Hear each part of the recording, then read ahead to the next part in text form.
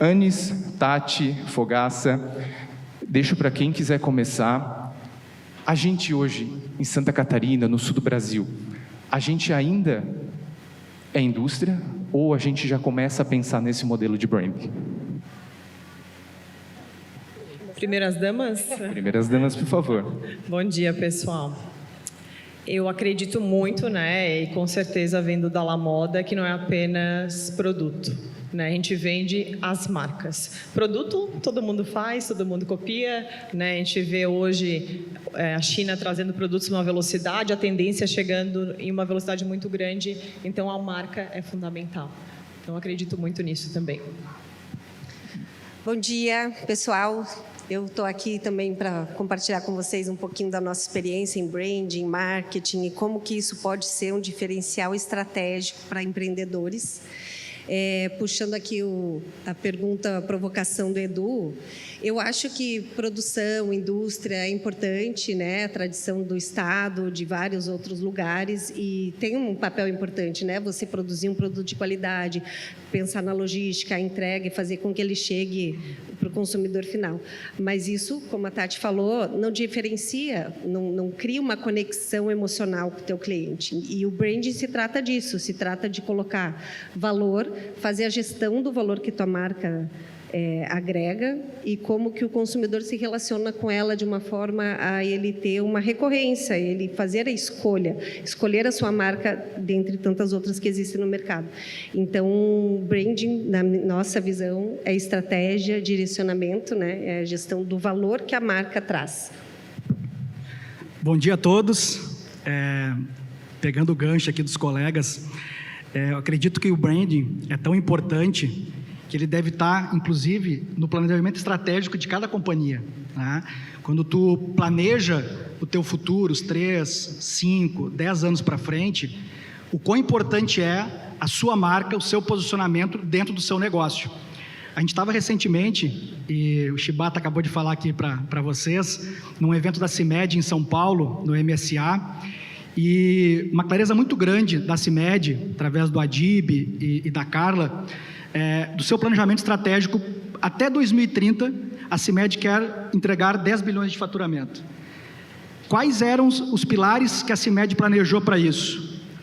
Um deles, né, que são os comos, é justamente fortalecer as marcas. Eles chamam de supermarcas. Eles tiveram um case muito importante da Carmed, né, que o Shibata comentou aqui, entre outras marcas. Eles adquiriram marcas agora também de outras categorias.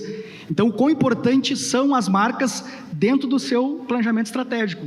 Como eu quero chegar em 10 bilhões em 2030, né, o que eu preciso fazer para fortalecer as categorias e o meu portfólio para poder realmente se diferenciar do mercado. Então, realmente, a energia que a gente, como indústria, né, como empresa, precisa jogar na construção de marca, e aí a visão que muitas vezes a gente tem de indústrias que estão começando, trilhando esse caminho, que é a visão a curto prazo. Para a gente poder ter uma construção sólida de marca, a gente precisa enxergar a longo prazo, né, e muitas vezes a gente não tem paciência para essa construção. Então, eu vejo que esse movimento vem acontecendo em Santa Catarina, que tem 3 cases importantes de marcas que estão se consolidando, né, muito fortemente, nacionalmente e fora, mas muito nisso, numa clareza muito grande do papel de cada marca e onde eu quero chegar para poder ter uma construção a longo prazo. Perfeito, assim.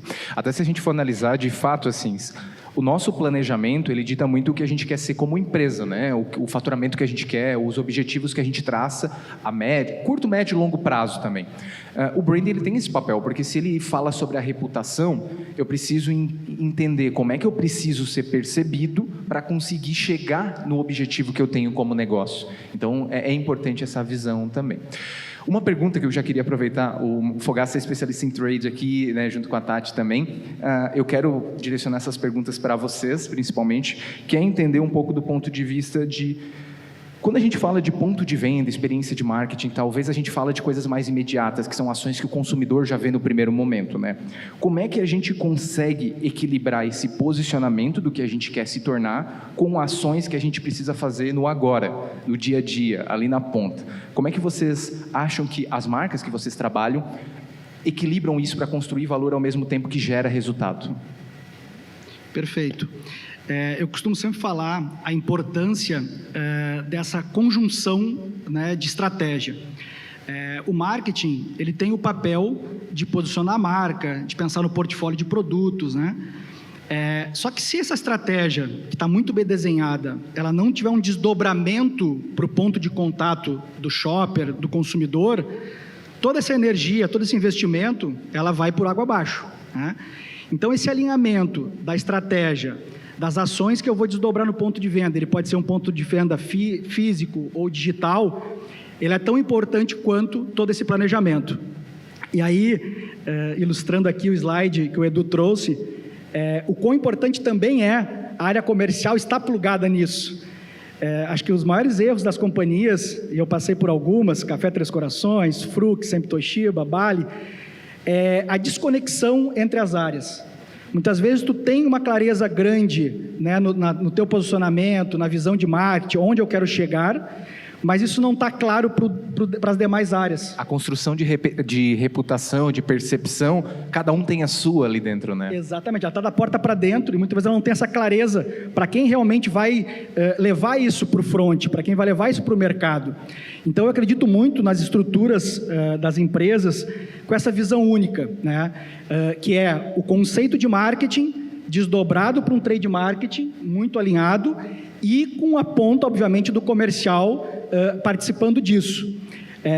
E eu também, nesses 20 anos aí de mercado, eu entendi também que as empresas acabam tendo alguns vieses culturais. E aí cada um, se fizer um exercício aí da sua empresa ou por onde passou, tem empresas que têm um viés cultural muito forte de indústria, né, de produto. Tem empresas com esse viés forte em vendas, né, que o negócio é venda, é resultado, né, é margem, é abertura de cliente, é share. E tem empresas que têm esse viés de marketing, de branding. Então, é importante também nós, como profissionais, como consultores, como agência, também entender esse perfil cultural da empresa para que a gente consiga atuar. Vamos pegar um exemplo, uma Apple. A Apple tem uma visão muito clara de marca, né? A gente nunca recebeu uma ligação de um call center tentando vender iPhone para a gente, né? Não é o core deles, não é o perfil, né? Então, a gente precisa entender também o viés cultural de cada empresa e poder contribuir para que ela tenha um pouco de cada um, né? Eu acredito muito que a empresa, tendo uma fortaleza em vendas, ela também tem muita oportunidade no lado da indústria e muita oportunidade no lado também da marca. Então, tendo esse entendimento, tendo essa clareza, a gente consegue ter esse desdobramento e, com certeza, o trade participando disso, junto com o time comercial, o resultado ele é exponencial. Tati, e lá na La Moda, de maneira geral, como é que isso Sim, o trade realmente é a ponta, né? O marketing, ele cria toda a estratégia e nos entrega tudo prontinho. E aqui nós precisamos, junto com o time comercial, desdobrar de uma forma que vai chegar na ponta, de uma forma comercial mesmo, que a gente consiga replicar isso em todos os pontos de vendas, em mais de 3 mil pontos de vendas pelo Brasil, em todas as lojas. Então, como que aquele plano todo do marketing ele é desdobrado, e nós somos os guardiões, né? E o trade tem esse papel de garantir que essa estratégia chegue até a ponta. Sempre foi assim, porque hoje é fácil a gente falar assim, a La Moda, a Lança Perfume, todas as marcas que tem ali, a gente pensa são marcas grandes, né? Mas sempre foi assim, ou lá na La Moda, como maneira geral, o quão que a liderança querer acreditar na marca, querer construir uma marca foi importante para que hoje, sim, em todos os pontos de contato, as pessoas consigam ter a mesma percepção do que é a marca. Não, é fundamental. A liderança, a diretoria, né, vem realmente de cima. Então, isso é super importante. As marcas são tão fortes porque realmente está dentro da estratégia da companhia. Não é algo, né, que surge em alguma reunião de marketing, de trade, não. Está dentro da estratégia da companhia. Então, isso realmente faz toda a diferença. Anis, e a gente vai falar, Mormaii eu acho que foi uma marca que todo mundo em algum momento teve contato, já desejou. Eu era fã quando era meu sonho ter o meu primeiro salário e comprar um tênis da Mormaii, uma roupa da Mormaii. Hoje a Mormaii, a gente fala, ela não é mais uma indústria.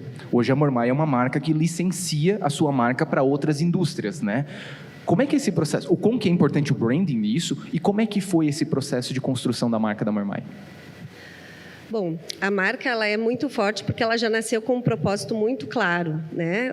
A Mormaii ela surgiu com a entrega de uma solução, né? Quem queria surfar não conseguia ficar na água gelada, então ali o Morongo desenvolveu as primeiras roupas de borracha e foi assim que a Mormai nasceu, né? Então nasceu mesmo como uma indústria, né? Meio artesanal, ele mesmo costurava as roupas mas a presença da marca, o propósito da marca sempre esteve ali, né? Que é entregar qualidade de vida, entregar um produto que possibilite a pessoa a curtir o seu esporte, a buscar a prática de qualquer esporte. Então, esse propósito é muito inerente a todas as ações da marca desde o início. Isso é um diferencial, porque ela já nasceu com esse propósito, com muita clareza de propósito, né? E como o Fogaça e a Tati falaram, ao longo dos anos, o trabalho foi permear esse propósito e fazer com que ele fique muito claro com toda a equipe que trabalha na própria marca e com a chegada de licenças também colocar os valores da marca e o propósito de uma forma muito clara para todos que estão no processo, na entrega, até o ponto de venda, que é a importância do trade, né? Então, a marca não é uma ou outra ação, o branding, ele é tangível, né? As pessoas pensam que o branding é uma coisa intangível, que não tem como mensurar, mas a entrega do branding, ela está presente em todos os pontos de contato, né, do teu consumidor com a tua marca. Então, a importância do trade, do cara chegar numa loja, no caso da Mormai, e perguntar como que se pratica um determinado esporte, isso acontece, né, e o vendedor da loja saber falar. Então, o vendedor entende qual que é o papel dele de divulgar a marca, de contar a nossa história, e isso é fundamental, né? Então, eu acho que permeia todos esses pontos, né? A gente costuma dizer que a verdade da marca, ela vai ser colocada em xeque no ponto de venda. Tudo aquilo que a gente promete como marca, né? Então a promessa das marcas, elas vão ser realmente efetivadas no ponto de venda. Então, se eu falo lá que eu sou sustentável, né, que eu trago energia, tudo aquilo que eu carrego no meu DNA, se eu não refletir no ponto de venda, toda essa promessa ficou no PowerPoint. A gente fala uma analogia que a marca ela é uma fofoca no final, é o que as pessoas falam. Tudo que você fala é só uma promessa, só isso, nada mais. A marca é o que você consegue entregar e as pessoas perceberem. Então, se eu perguntar o que é a Bali, é o que as pessoas me falarem que é a marca, não é o que a empresa diz. Mesma coisa com a La Moda, com suas marcas, mesma coisa com a Mormai, é o que as pessoas percebem. E aí, as pessoas não percebem por meio da comunicação, as pessoas percebem quando elas estão lá no ponto de venda e são mal atendidas ou são bem atendidas, elas percebem quando elas estão ali, vivendo, tocando, né, no produto. E aí, essa percepção, ela pode matar qualquer produto bom, porque é uma experiência que você teve. E as pessoas são emocionais, muito mais do que racionais.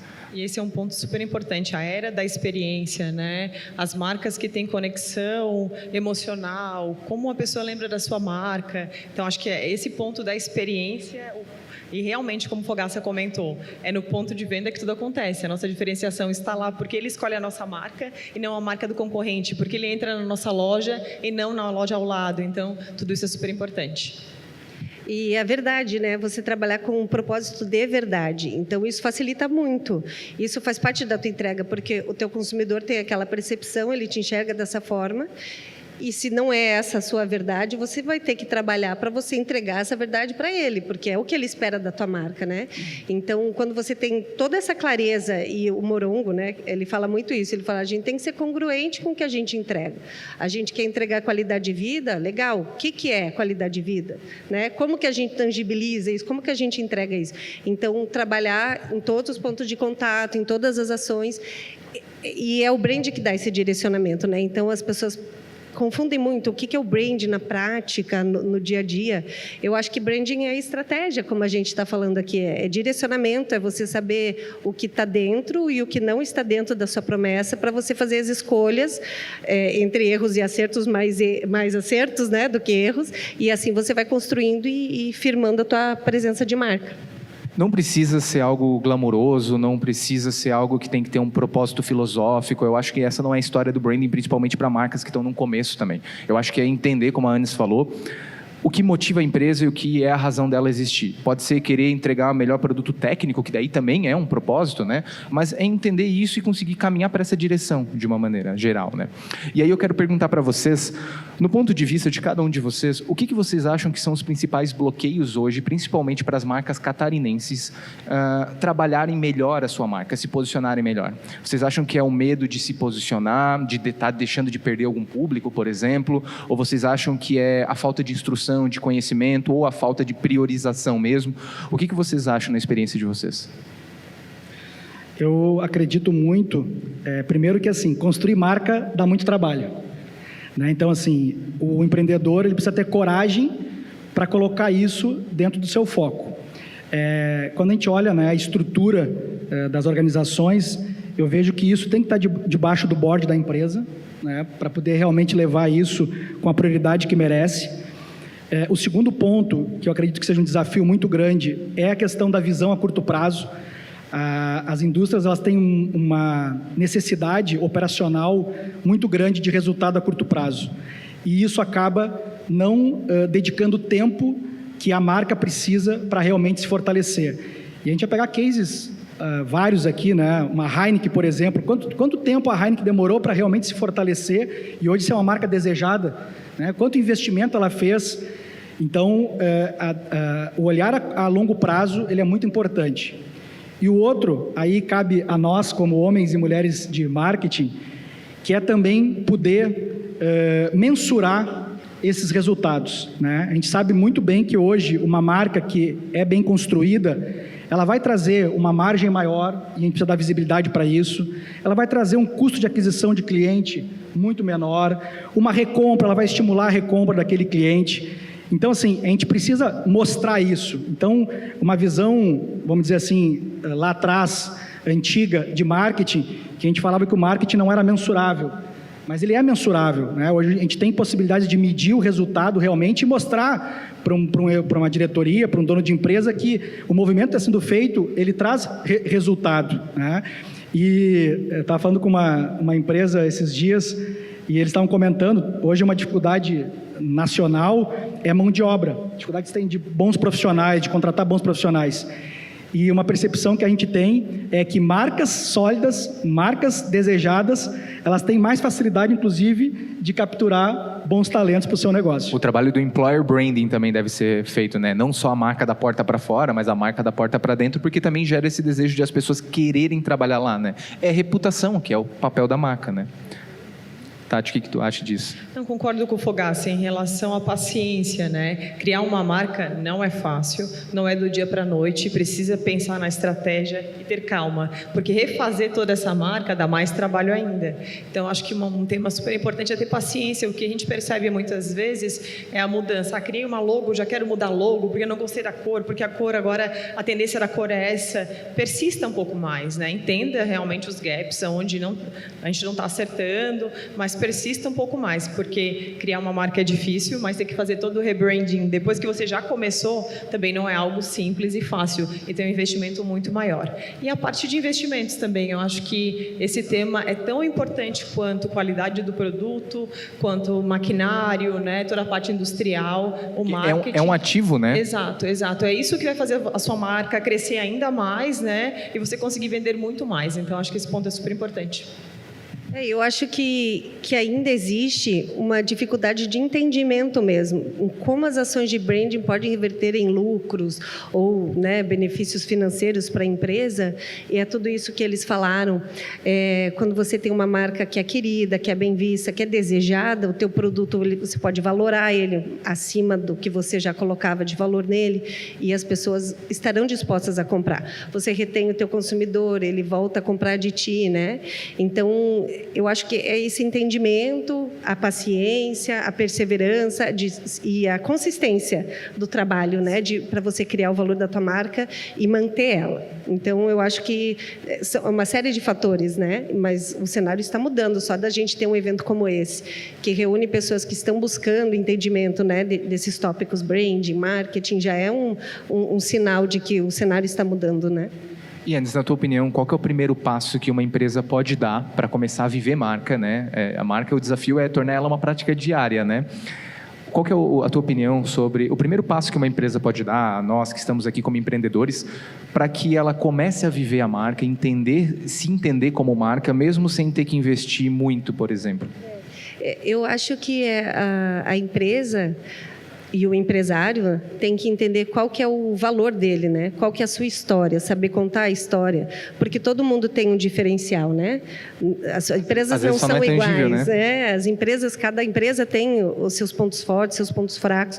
Então, saber olhar para si, não tanto talvez pelo que a concorrência está fazendo, mas olhar para dentro de casa, entender quais são os valores, os pontos fortes e trabalhar isso de uma forma verdadeira, né? Porque senão não se mantém também, e trabalhar e ter consistência nesse trabalho e tentar entregar isso em todos os pontos de contato com o consumidor, né? No dia a dia, no atendimento do cliente, como você trata o lojista, na tua política comercial. Então, é um trabalho perene, ele não tem fim. Enquanto você tem a empresa, você tem que trabalhar a marca e é constante, mas é super. Os resultados vêm, eles aparecem, né? Então, quando você muda a visão e você entende que você tem o teu potencial, o teu diferencial e trabalha isso, o resultado aparece. Qual que é o seu conselho, Tati, para o pessoal que quer começar a pensar em construir marca ou quer ter mais essa consciência, mas não sabe por onde começar ou não tem toda a disponibilidade de recursos para isso? Concordo que realmente o nosso diferencial está no propósito da marca, né? Então, há um propósito muito fortalecido e um time interno muito engajado com o propósito, porque a comunicação, como a gente falou, inicia no marketing, passa pelo trade, vai para o comercial e chega na ponta. Tem que ser a mesma comunicação. Então, o propósito precisa estar muito alinhado internamente para depois isso seja, né, algo natural, que acontece lá fora, que todo mundo entende realmente o propósito da marca. Então, eu acho que a dica seria começar pelo propósito e depois todo o desdobramento, né, Fogaça? Teu público, né, a praça, produto e tudo mais. Comece pelo porquê do negócio, o porquê, né? isso. É exatamente isso, assim, a história, cada empresa, ela nasce de uma história, né? E a gente tem muita dificuldade, muitas vezes, de poder externar essa história. Então, eu primeiro, trazer essa origem, que é a história. O segundo é ter clareza nisso. E aí, na clareza, vem essa questão da essência, da naturalidade, né? Então, é contar aquilo que realmente você vive e como você surgiu. E o terceiro ponto seria a narrativa.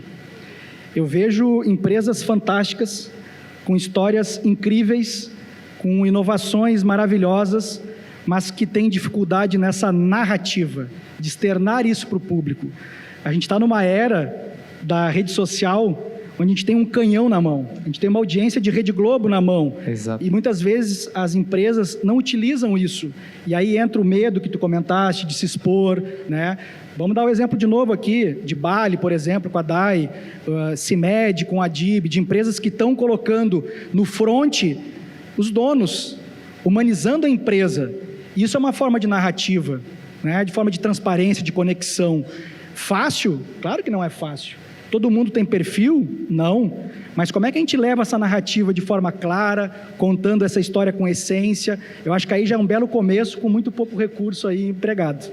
Um ponto que eu vejo também, eu acho que isso é importante a gente parar de, quando a gente está na frente da indústria, pensar de uma forma... Não me entendam errado, assim, mas parar de ver nós como indústria, como engenharia pura, e tentar vender os atributos técnicos e começar a se colocar com empatia no lugar do consumidor e entender o que o consumidor busca como valor.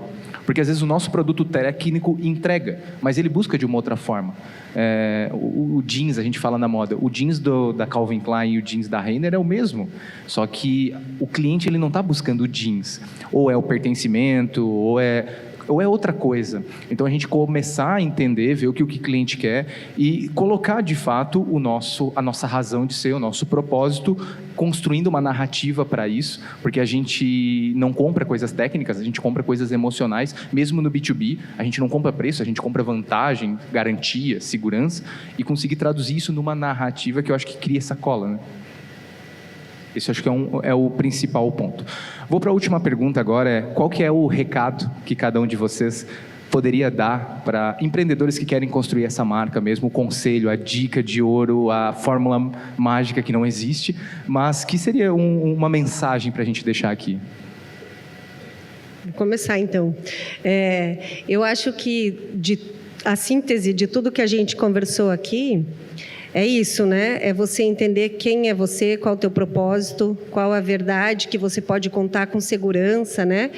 Compartilhar a tua história sem medo de se posicionar e de traçar como estratégia, trabalhar a marca com o valor que você pode dar para ela, o valor que você pode dar conforme a tua história, como ela nasceu, o que você se propõe a fazer. Então, eu acho que não existe assim a necessidade de grandes investimentos mesmo, mas é um trabalho uma terapia até, você olhar para dentro e entender a tua essência, a tua verdade e compartilhar isso com as pessoas. Então, eu acho que contar essa história, criar essa narrativa e fazer com que ela chegue no ponto de contato que o teu consumidor vai ter na tua marca em todos os cenários possíveis, né? Seja online, físico, através de um vendedor, da própria equipe que trabalha dentro da empresa.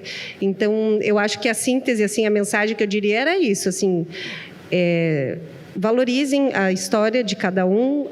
Não é fácil empreender, então todo mundo tem aqui, como eu falei antes, seu ponto forte e martela isso e conta essa história. Essa é a minha dica.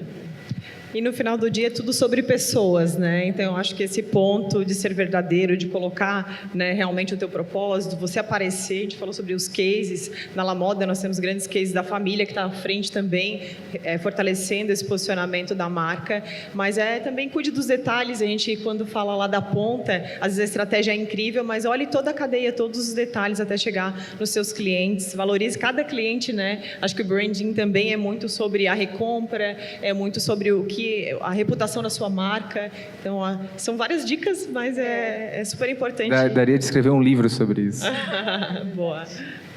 O meu conselho, ela é uma pergunta um pouco provocativa para cada um de vocês, que é a reflexão de que, se a sua marca deixasse de existir hoje, o que o mundo perderia? Perfeito. Se a resposta for nada, eu acredito que tem uma reflexão importante para se fazer, justamente relacionado à marca, a tudo que você quer levar para o seu consumidor. Então, vou deixar essa pergunta para cada um refletir aí e levar para casa.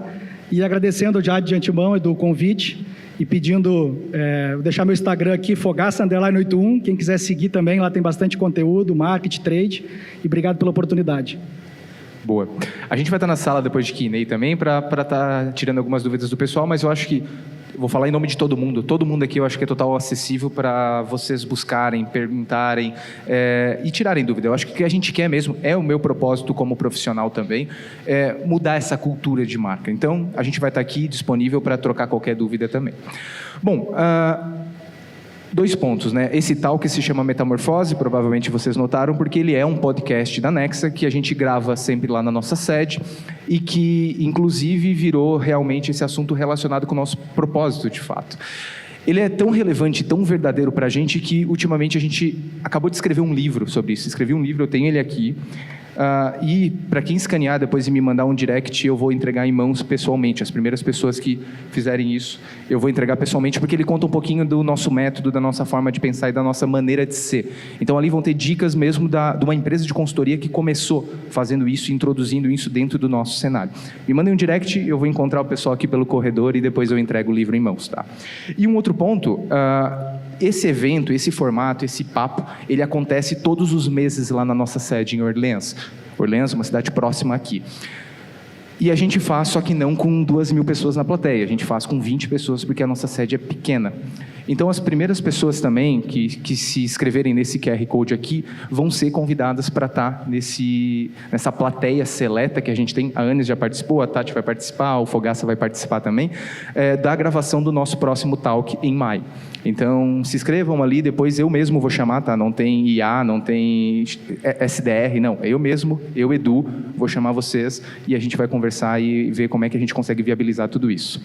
Do mais, agradecer vocês. Eu acho que a gente tem muito a contribuir, mas a gente tem muito a aprender aqui um com os outros também. E o que a gente queria traduzir para cá é trazer uma pontinha desse papel da marca dentro dos negócios. Que ela não é a casca, que ela não é o que a gente vê no final. Ela também é isso. Isso é muito importante. Mas ela não é o fim, ela é o meio, ela é o que transforma aquilo que a gente quer ser como empresas. Então, ela que guia. E muito obrigado por vocês. Um prazer estar aqui, Anis, Tati, Fogaça. Prazer. Obrigada, Edu. Obrigado. É isso aí, rapaziada. Palmas, palmas, palmas. Obrigadão, Fogaça. Valeu, velho.